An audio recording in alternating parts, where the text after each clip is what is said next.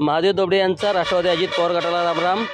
आमदार डॉक्टर सुरेश भाऊ खाडे यांच्या उपस्थितीत भाजपात जाहीर प्रवेश।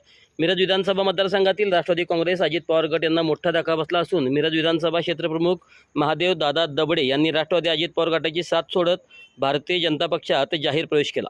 हा पक्षप्रवेश माजी पालकमंत्री तथा विद्यमान आमदार डॉक्टर सुरेश भाऊ खाडे यांच्या प्रमुख उपस्थितीत पार पडला। या पक्षप्रवेशावेळी टाकळी व बोलवाड येथील माजी पंचायत समिती सदस्य, माजी ग्रामपंचायत सदस्य तसेच कार्यकर्ते मोठ्या संख्येने उपस्थित होते। महादेव दादा दबडे यांच्यासह अनेक कार्यकर्त्यांनी भाजपात प्रवेश केल्यामुळे मिरज विधानसभा मतदारसंघात भाजपाची ताकद अधिक बळकट झाली आहे। यावेळी प्रसारमाध्यमांशी बोलताना आमदार डॉक्टर सुरेश भाऊ खाडे म्हणाले, भारतीय जनता पक्ष हा देशातील सर्वात मोठा पक्ष आहे। आम्ही केलेली विकास कामे आणि जनतेशी असलेला थेट संवाद पाहून इतर पक्षातील नेते व कार्यकर्ते मोठ्या प्रमाणात भाजपात प्रवेश करत आहेत।